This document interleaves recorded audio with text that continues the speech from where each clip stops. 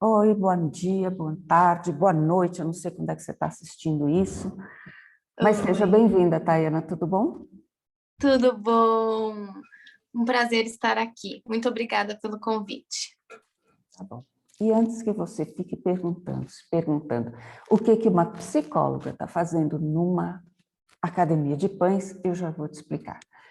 A Tayana é psicóloga clínica e ela vai conversar hoje com a gente num dos aspectos de fazer pão que são importantes para a gente refletir.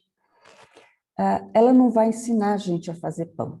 Nem sei se ela sabe fazer pão, mas, Infelizmente, não. Mas posso mas aprender, né? Com a quem Academia dos Pães. sabe, vem para a turma, Tayana. O que a gente Com quer certeza. conversar com você hoje é muitas pessoas, algumas começam a fazer pão por hobby, mas muitas não fazem pão porque acham que demora demais. E Uhum. daí é muito mais uma questão de tempo, como é que a gente lida com o tempo, do que propriamente fazer o pão em si. Todo mundo está vivendo hoje um mundo imediatista. A gente quer tudo na hora, imediatamente, né? E Sim. o pão não funciona desse jeito. A gente brinca que o pão tem um horário dele, um tempo dele, que não tem nada a ver com o relógio. Como é que as pessoas andam lidando com o relógio? Olha, você falou uma coisa muito interessante, né? Que os tempos hoje são outros. Então, costumo falar que a gente vive hoje numa sociedade líquida, Uhum. como o filósofo Zygmunt Bauman fala, né, da modernidade, da sociedade e também dos amores líquidos, por conta desse excesso de informação que a gente tem acesso, né, por conta desse excesso de estímulos, excesso de conhecimento e também, por que não dizer, excesso de ansiedade, Sim. né? Então, esse excesso traz para a gente essa sensação de falta também, né? De Uhum. que, nossa, a gente não vai dar conta, porque são muitas informações, a gente tem acesso a tudo over, muito. Uhum. E então, cada vez mais fica difícil lidar com o tempo que parece que é diferente, né? Mas ele continua lá. A É o mundo ansiedade, que mudou, né? a ansiedade ela acaba sendo causa dessa angústia que a gente tem com o tempo, ou ela é consequência dessa má administração do tempo? Na linha de trabalho que eu atuo, que é a terapia comportamental, a ansiedade é consequência, né? É consequência do estilo de vida que a gente leva, da maneira como a gente se relaciona com as pessoas, com o tempo, com o mundo, né? Com tudo. Então, um dos efeitos colaterais dessa sociedade líquida, dessa modernidade e dessa impulsividade é a ansiedade, né? A ansiedade é um dos efeitos colaterais. Quando a gente está falando dessa questão do tempo, né? Se chegar um paciente para você hoje e com essa questão que eu ouço muito, né? Eu não tenho tempo mais para fazer nada, né? É como se o tempo da gente esvaísse pela mão. O que você diria para essa pessoa? Olha, eu confesso que é, isso é uma coisa, é uma fala tão comum que eu ouço no consultório, né? Que para mim ela tem um outro significado, né? Então toda vez que o meu paciente me traz isso, eu preciso entender aspectos da vida dele de uma forma mais profunda, né? Preciso investigar como é que é essa vida, o que que ele quer dizer quando ele fala que não tem tempo, que ele gostaria de fazer, que necessidade, que sonho, o que ele gostaria de alcançar que ele não está conseguindo, né? Porque alguma coisa está faltando para ele, como você mesmo disse, essa angústia, né? O que está faltando? Então, vamos entender o que é isso, né? O não ter tempo é também o resultado de uma série de manobras que às vezes a gente não sabe lidar. Então, é uma consequência que pode ser modificada, né? Então, eu preciso entender a função que isso tem na vida da pessoa. Eu costumo dizer que fazer pão não é tanto uma questão de tempo, é mais uma questão de organização. Sim. Porque você tem etapas para cumprir, mas ao mesmo tempo elas são totalmente encaixáveis dentro de uma rotina normal de vida, de quem trabalha, tem filho, casa, piquito, papagaio para cuidar, enfim. Às vezes eu acho que as pessoas estão com alguma dificuldade de organizar o tempo. Exatamente, organização, planejamento, né? Até porque é interessante a gente pensar que quanto tempo a gente perde, né? Falando para si mesmo que a gente não tem tempo. Quanto tempo a gente perde, né? Nisso tudo. Então, eu acredito que é uma organização de tempo mesmo. O que é importante, né? O que é prioridade. E uma coisa interessante, você falou que o pão tem o tempo dele, né? Muitas vezes eu percebo que se a gente condiciona uma tarefa, né, como por exemplo, fazer o pão com algum valor agregado, se a gente atribui um significado, um valor, a pessoa encontra e entende, encontra o tempo e lida melhor com ele, organiza melhor o tempo, porque ela vê valor naquilo. Entendi. Né? Então, eu vejo que esse é um dos objetivos também da gente estar aqui conversando, para explicar para as pessoas o significado, os benefícios que o pão traz para a saúde mental, né? Eu acho que não só o pão, mas muita gente, a gente brinca que a gente é seduzido pelo pão, porque é uma delícia você mexer. E daí a gente sempre quer fazer outro, quer fazer mais, quer fazer um diferente. A impressão que eu tenho, e acaba virando um hobby, eu acho que esse papel que você levantou, do valor agregado, aquele tempo que você dedica a fazer uma atividade, que te dá algum tipo de prazer, eu acho que tem um efeito mais profundo na cabeça da gente, não tem? Sim. Eu costumo dizer que abrem-se janelas, né, emocionais. Então, a gente acessa um outro aspecto nosso, que é muito mais emocional, porque a partir do momento, a gente também precisa tomar muito cuidado, porque até a maneira como a gente se relaciona com o hobby, né? Ou então, assim, com um propósito. Hoje tem se falado muito de propósito. Parece que isso vira uma obrigação, né? Então, o tem que. Eu acho muito perigoso quando a gente coloca o tem que. Né? E aí a gente vai criando mecanismos de resistência, de defesa, toda vez quando a gente se impõe, a sociedade impõe ou alguém nos impõe. Então, por que não se permitir, né? Se permitir descobrir algo novo, experimentar algo novo. Eu acho muito mais interessante, né? Um aspecto que eu gosto, por exemplo, é que eu acho que eu vejo isso muito acontecer nas pessoas. Hoje a gente tem um mundo mental com um ritmo e um mundo operacional, manual, com outro. A nossa cabeça ela é muito mais acelerada do que a nossa capacidade de realizar, de prestar atenção, de fazer manualmente alguma coisa, né? De executar mesmo, né? De uma certa forma, eu acredito que como o pão exige de você tanto a atenção quanto a questão de manuseio dele, ele ajuda a equilibrar um pouco essas duas velocidades que não necessariamente estão juntas. É normal não, digo assim, eu acho que é uma coisa É comum, saudável. né? Porque porque eu acho que é uma coisa assim, tudo que a gente busca, esse equilíbrio, nem tanto cá, nem tanto lá, eu acho que ajuda a gente a viver melhor, não ajuda? Totalmente, com muito mais qualidade de vida, Uhum, né?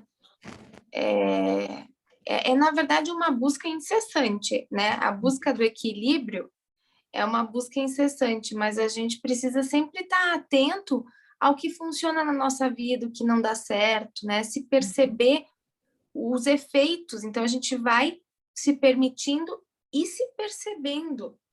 Isso é uhum, muito, muito, muito importante. Mas, sim, eu vejo, inclusive, estou até aqui pensando e o quanto o pão ele traz essa possibilidade, né, de dar uma pausa da nossa mente, né, dessa mente inquieta, uma pausa do mundo externo, das informações externas, das catástrofes externas, se concentrando muito mais no aqui e no agora, né? Acho que essa sensação de estar presente, eu acredito que deve muito acontecer. Nunca fiz o pão, uhum. mas você pode até trazer a sua experiência, né? O pão, ele necessita necessariamente da nossa observação, que é mental, e da nossa sensibilidade. Então, eu acho que isso é um conjunto legal, sabe assim, é um conjunto legal. Agora, me diz uma coisa, voltando um pouquinho naquela questão do hobby que a gente falou, muita gente começa a fazer pão em casa para a família, porque gosta e etc. E acaba migrando para um negócio, sabe? Ela acaba migrando para uma forma de se relacionar com o pão de uma maneira profissional mesmo. Eu acho que todos os grandes padeiros que eu conheço, dessas padarias artesanais, eles começaram fazendo pão em casa. Como é que a gente faz para não perder aquele prazer do hobby quando a gente migra para uma situação comercial, né? Porque daí eu passo a ter prazo, cliente, fornecedor.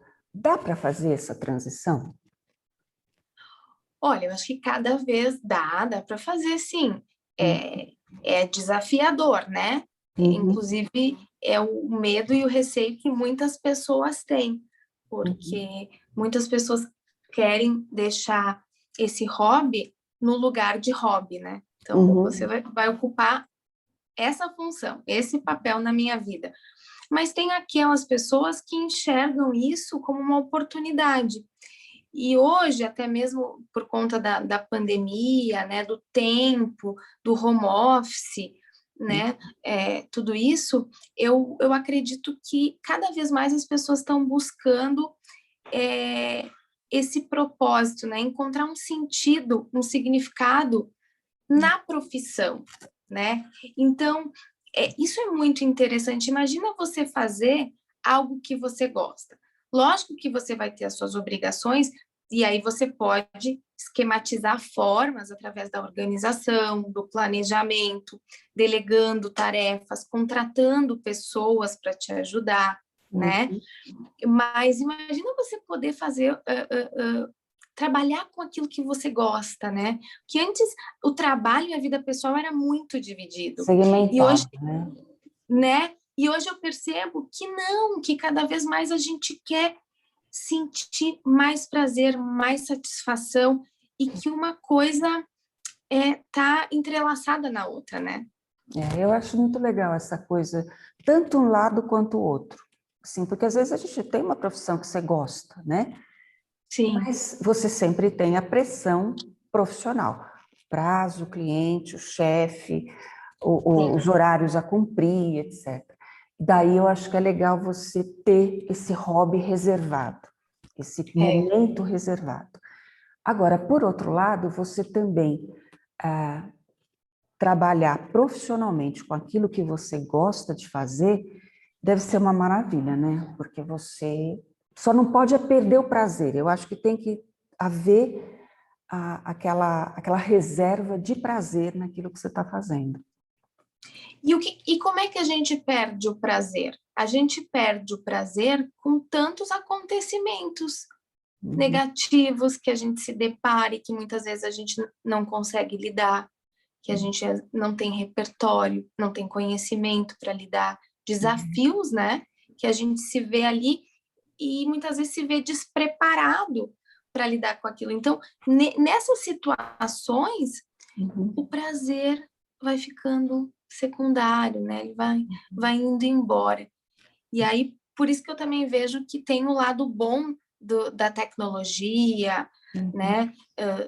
Que a gente tem hoje, da inovação e tudo mais, é o acesso ao conhecimento de uma forma muito mais rápida, né? Então, por que não usar esse conhecimento que está aí disponível na internet para a gente lidar com situações do dia a dia para que a gente não perca o prazer?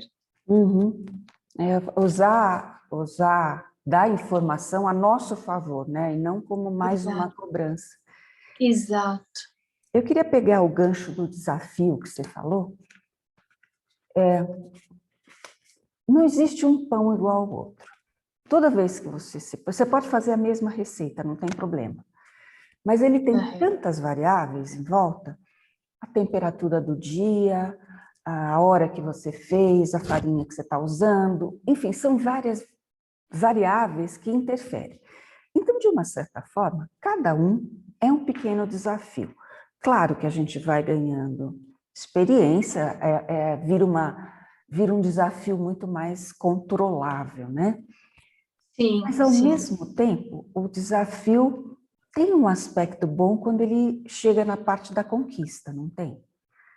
Aquela Da coisa de recompensa, né? eu consegui, eu fiz, olha que lindo que ficou. Sim. Eu acho que essa Eu é uma... acredito muito nisso, eu acredito muito nisso. No final das contas, né? Todos nós estamos aqui e todos nós temos expectativas e todos nós buscamos a conquista, a recompensa, né? O que eu costumo chamar, falo até para os meus pacientes, a cenourinha, né? Isso. Quando a gente se propõe a fazer alguma coisa, por mais que a gente diga, não, eu não vou criar expectativa, a gente cria, né? Nós somos seres humanos, então ter essa recompensa é muito prazerosa, é muito satisfatória, né? Concordo contigo. Muita gente desiste, por exemplo, faz o primeiro pão, faz o segundo pão, e daí fica frustrado com o resultado que consegue e desiste. E desiste. Daí muitas vezes mandam aqui no chat, não, eu tentei, não consegui, pão não é para mim. Eu falei, tenta de novo, porque um vai ser melhor que o outro, e o outro vai ser melhor que o outro. E daí, mais do que conseguir, eu acho gostosa essa sensação do aprendizado com a experiência. Sim, sim, sim. O que eu fiz ali, né? Porque às vezes imagino que pode acabar resultando no o acaso, né? Talvez ali você estava, de repente deu certo. Poxa, você vai parar para refletir, nossa, por que eu fiz isso, né? O que será que deu certo? Então, o aprendizado. E é interessante isso que você está falando, porque cada vez mais as pessoas, eu vejo isso no consultório, sempre que se deparam com uma situação na qual elas se sentem frustradas porque não conseguiram alcançar, vem à tona os pensamentos automáticos que a gente chama, né? São aquelas vozezinhas que ficam nos nossos ouvidos, na nossa mente, nos perturbando. Eu não vou dar conta, isso não é para mim. Por que eu fui me envolver com isso agora, né? Então começa a vir um monte de pensamentos que, na verdade, só nos colocam mais para baixo e nos fazem desistir, né? Desistir, não tentar de novo. Então é muito interessante, porque às vezes é uma palavra que a gente fala para a pessoa de incentivo, de apoio, e é tudo que ela precisa para ela falar assim, nossa, é verdade, uma coisa tão simples, né? Tenta de novo, tenta sim, isso já aconteceu comigo, né? Ah, bom, Parece boa que parte do que eu encoraja, né? passo aqui na academia são as bobagens que eu mesma já fiz, entendeu? Então, assim, a gente aprende um com o erro dos outros aqui. E Ótimo. essa coisa da conquista, assim, a gente se propõe a fazer alguma coisa, não importa se ela é fácil ou se ela é difícil, você se propõe a fazer alguma coisa. Essa constância ou essa determinação, ela está intimamente ligada com a autoestima da gente, né? Porque todo mundo quer conseguir fazer alguma coisa. E dá aquela sensação de poder, né? Não é de autossuficiência, mas é de autocapacitação. Eu não sei explicar direito como é que funciona. Dá uma sensação de liberdade, né? Eu consigo, eu posso, de autonomia, né? De autoconfiança. Então, assim, se eu conseguir fazer, se eu conseguir fazer o pão, eu posso conseguir outras coisas. A gente tende a generalizar esses sentimentos e Uhum. essas experiências para outras situações da vida. E, aliás, eu acho isso uma tarefa interessante, um exercício que a gente precisa aprender a fazer, né? Quando a gente acha que a gente não está conseguindo, tentar se lembrar de coisas que a gente fez e que deram certo, para Uhum. resgatar essa sensação de autoestima. Entendi. Tem idade? A gente sempre fala que a criança, quando é pequenininha, né, aprende tudo muito rápido, muito naturalmente. Tem idade para aprender coisas novas? Olha, é que a criança, né, ela tá conhecendo o mundo, explorando o mundo, e o Uhum. cérebro dela está em desenvolvimento, né, em constante desenvolvimento. Uhum. Mas o nosso cérebro, o cérebro do adulto, ele também funciona. Então, ocorrem ali muitas sinapses que a gente fala, desses neurotransmissores, e quanto mais eu me expor a situações novas, desafiadoras, e eu não desistir na primeira dificuldade, mais eu estou estimulando o meu cérebro para o aprendizado. Ah, Mais legal, conexões. Alzheimer fora. Exatamente, mais conexões Uhum. neurais eu estou fazendo, eu estou estimulando o meu cérebro. Então, isso é imprescindível para a memória, né? Para a comunicação, Legal. para a saúde mental de uma forma geral, né? Uhum. Eu tenho uma amiga maluca que, em plena pandemia, ela resolveu aprender a falar grego. Porque ela disse o seguinte: um dia a pandemia vai acabar e eu quero ir para a Grécia e saber pedir o meu almoço em grego. Eu falei: você está totalmente certa, entendeu? Ela se Uau, que propôs a aprender maravilha! uma coisa nova, totalmente fora do ambiente onde Um ela é contexto, exposta, né? e ela se Uhum. amarrou a uma esperança positiva, né?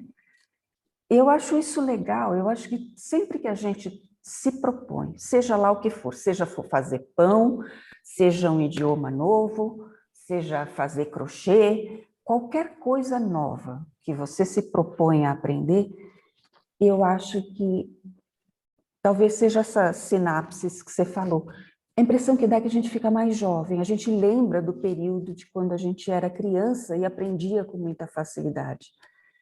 Sabe que você não se conforma com aquela coisa, não, passei da idade, estou velha para isso.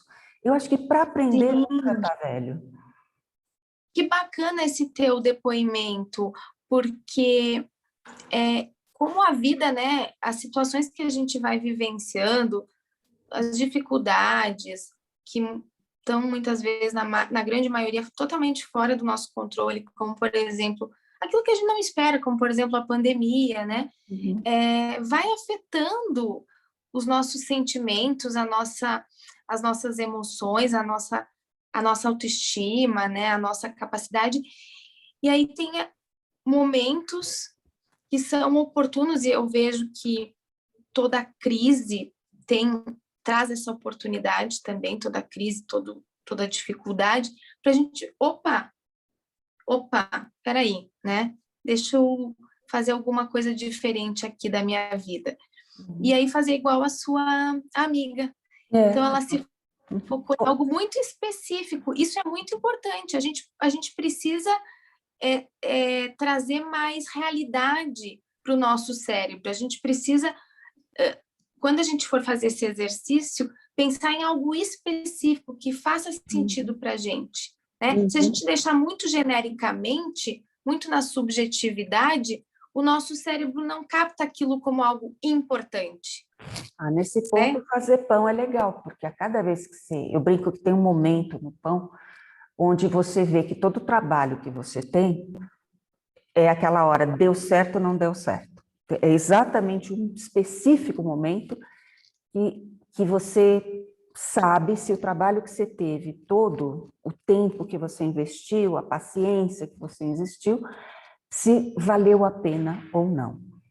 E essa elasticidade, digamos assim, de se permitir que às vezes vai dar certo e às vezes não vai dar certo, eu acho que diminui a nossa cobrança interna.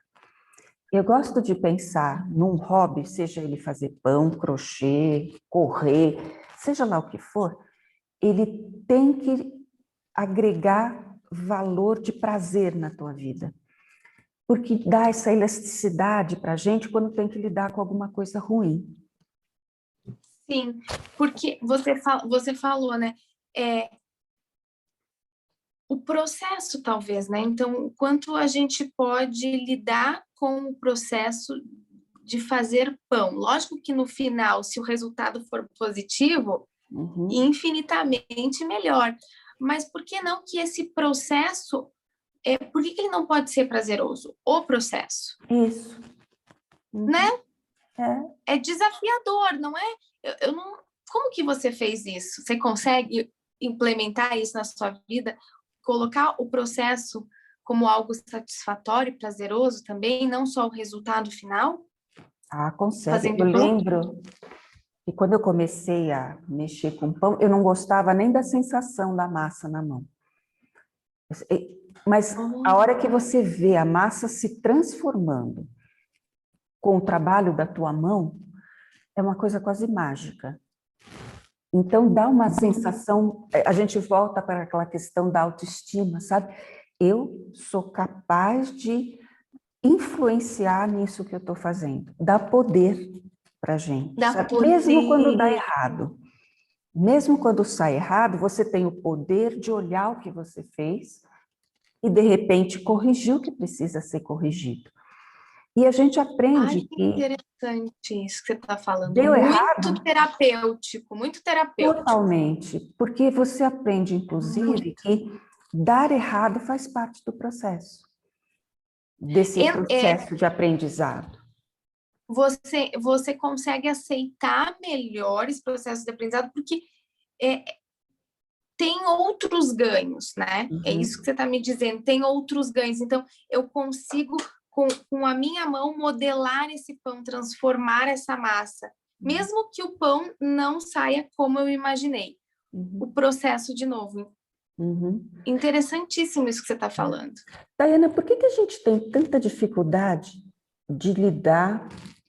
Eu acho que fracasso é uma palavra pesada. Vamos dizer assim, com a frustração de não ter saído do jeito que você idealizou. Por que isso é tão difícil para a gente? Olha, porque, primeiro, né, parando para pensar nesse contexto aí de mundo que a gente vive hoje, em que tudo está líquido, né? Então, hoje, a gente tem falado muito da resiliência, né? Que é justamente isso, a capacidade de sofrer aí momentos difíceis e voltar ao seu estado normal, né? E dá para aprender isso? Treinar, pelo menos, isso? Como é que a gente treina a frustração? Como é que a gente treina a ser resiliente? Se frustrando. Mas a gente trabalha para não se frustrar, né? Ninguém começa a fazer um pão para dar errado. É que... Ninguém... o que às vezes é difícil, não é que é difícil, mas eu acho que assim, saindo, o pão tem uma receita, ele tem um método, ele tem técnicas, que conforme eu vou dominando, os resultados vão sendo mais previsíveis, vão sendo melhores em termos qualitativos, né? Mas eu acho que o truque disso é aceitar que as nossas falhas também fazem parte da gente. Sabe assim, todos os erros que eu cometi me trouxeram até a qualidade que eu atinjo hoje.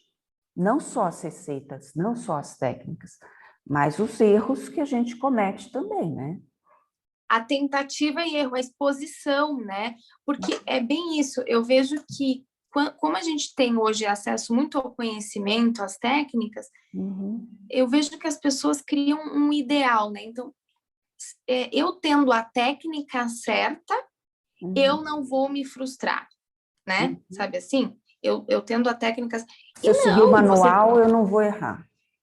Eu não vou errar. Então, cadê o manual, né? Cadê o manual? Me dê aí dicas. E, na verdade, ajudam as dicas, as técnicas, as estratégias, mas eu preciso me expor, eu preciso me permitir, eu preciso colocar a mão na massa. Isso, é isso que eu digo mesmo. Assim, você pode se entupir de teoria, mas se você não tiver a experiência prática, o teu pão não vai melhorar, entendeu? Assim, eu alimento o cérebro com técnica, com dica, com orientação, mas nada vai substituir como você falou, colocar a mão na massa e sentir ela. É uma forma de educação sensorial também, né? Sensorial, até mesmo porque dessas experiências, quantas descobertas novas podem surgir, né? Quantas coisas já não foram inventadas pelo erro inicial, né? É bem Pelo isso. erro inicial. É bem isso. Eu penso Agora, que... eu gostei muito de uma coisa que você falou, assim, que é algo que eu acredito muito. Que nós somos subprodutos da nossa história de vida, né? Então, assim, eu adorei isso que você disse, porque tudo que a gente viveu até aqui, que a gente fez, os erros, os acertos, nos transformaram, né? Fizeram Tem que ser ser quem a grato, não gente é. tem? Oi? A gente tem que ser grato aos erros também, né? A gente supervaloriza as conquistas, mas Isso. desvaloriza o processo para atingir a conquista. E é esse processo que trouxe toda a sabedoria, o conhecimento, a maturidade, né? É muito legal. Você Então, sabe isso que eu a acho. gente tem alunos aqui na academia com 12 anos. Eu acho um barato, assim, nossa, o que será que levou uma criança de 12 anos a querer fazer 12 pão? anos. 12 anos. E provavelmente, eu vejo, por exemplo, que ele tem mais problemas de seguir a receita para ele, é assim, é rápido, pá, pum, você explica uma vez e chance. E daí ele estaca na hora da modelagem, porque ele tem que parar e educar a mão, né? Ele nunca passou por essa experiência. Eu acho Uau. muito legal, porque entra na questão, eu não sei se é esse aluno específico, mas é a questão da paciência, né? Algumas pessoas eu vejo que têm mais paciência, até consigo mesmo, e outras já não têm tanta paciência, se não sai, sabe, quer que saia perfeito da primeira vez. Sim. É muito interessante ver uma vez um professor meu disse assim, que a diferença entre o padeiro e o aluno, o aprendiz, é a quantidade de pães que ele já fez. E tem muito a ver, porque assim, a mão mais treinada age mais rápido, faz aquilo da maneira mais natural, enquanto que o outro está ganhando essa técnica, né? Sim. No curso da gente, eu passo 17 receitas para eles, né? Eu falo, Uau. nossa, mas para que tanta receita, né? E o desafio é que ele experimente uma por semana. Pelo menos uma por semana. Porque eu quero que o aluno veja como a habilidade dele vai transformando o pão dele. A teoria podia mandar numa semana para ele. E ele lê tudo que ele quiser ler. Agora, se ele não for indo, aplicando, só a teoria não vai funcionar. Ele vai perder esse processo que a gente estava falando aqui, né? Ele vai perder esse processo, porque ele vai percebendo que nesse processo ele vai ganhando mais habilidade mesmo, né? A sensibilidade, o olhar, as mãos ficam, parece que mais treinadas.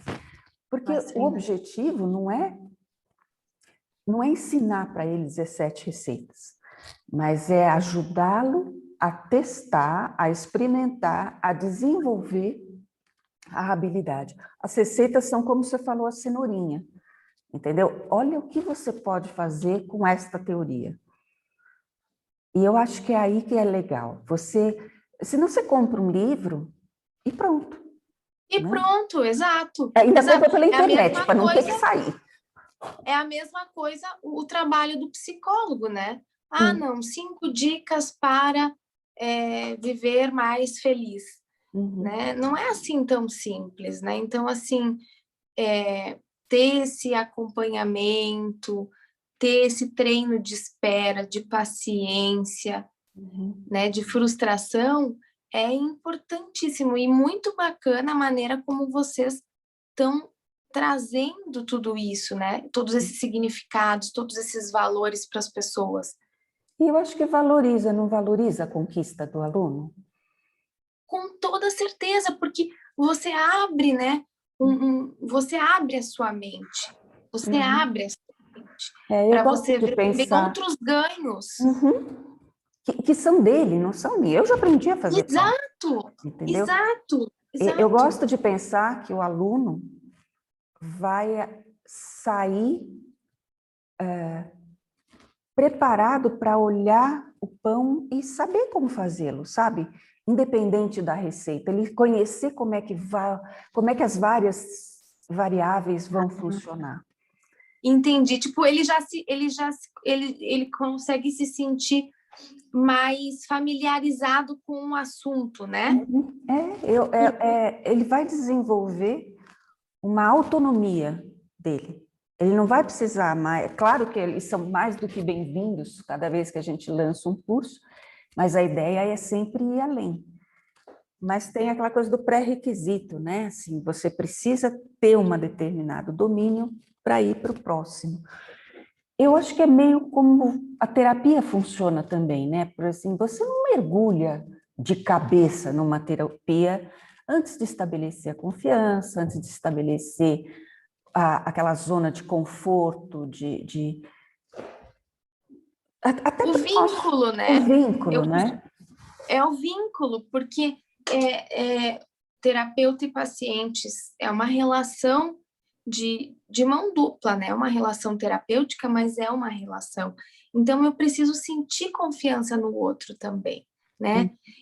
Eu acho que o pão é um pouco diferente no sentido de eu estou ali sozinho comigo mesmo. Eu acho que é uma terapia mais individualizada. No caso da terapia, da sessão de terapia, envolve uma outra pessoa, né? Então, imagino que talvez essa seja uma diferença, a diferença aí do vínculo. Mas não deixa de ser um processo, uma etapa, né? Eu preciso me sentir confortável para aos poucos ir me abrindo. Como que esse outro, que é o psicólogo, está lidando aí com o que eu estou trazendo, como que ele está me direcionando, né? Até porque é uma outra correlação, né? A gente trabalha com um elemento de fermentação vivo, né? Assim, a nossa cultura de fermento, ela está viva. Eu brinco que ela tem TPM, tem dia de bom humor, dia de mau humor, porque ela é diferente, cada dia ela está de um jeito. Cabe a gente... Existe uma relação, entendeu? Ah, é? Existe. É verdade? Eu brinco que nosso fermento é bom Isso dar eu um não nome para sabia. ele, porque ele vai... Assim, a gente cria uma vez e depois você mantém, é como um pet. Você vai ter que alimentar, vai ver se ele está saudável, vai estar se ele está pronto. Acaba estabelecendo, sim, não tem gente que fala com planta. Então, o padeiro fala com o seu próprio fermento, entendeu? Sabe se ele está saudável, se ele não está, se ele precisa de outro... Então, na verdade, eu cometi um equívoco aqui, porque então existe um vínculo que você estabelece com o pão. Olha que interessante isso. E a hora que você apresenta o pão para sua família, ou dá de presente para um amigo, ou mesmo vende o seu pão, ele é uma expressão de você. Assim, ele é não é só aquele conhecimento frio, técnico. Você dedicou o teu tempo, o teu conhecimento, a tua expectativa. Está tudo ali, dourado e gostoso. É verdade. Quentinho, saindo do forno. Uau, olha só que interessante. Esse ponto vai me fazer refletir. Achei muito interessante. Então, existe ali um vínculo, né? Uhum. Na academia vai mandar para você um pão quentinho, para você ver o efeito que dá. Uau, que delícia! Tayana, super obrigada. Mais uma vez, você abriu a tua agenda, que eu sei que é super complicada. Quem quiser seguir o trabalho da doutora Tayana, a gente vai deixar o link, ela está no Instagram também. É muito legal, no Instagram ela faz umas perguntas que você para pensar, fala, nossa, nunca parei para pensar nisso. É muito legal, gente. Quem puder, passa lá. Eu vou deixar aqui o Instagram, o e-mail da doutora, que é muito legal de seguir, tá bom? Tá bom. Gente, super obrigado, Tayana. Eu espero que você tenha muito sucesso. Esse sorriso é super acolhedor para cada paciente que entra no seu consultório.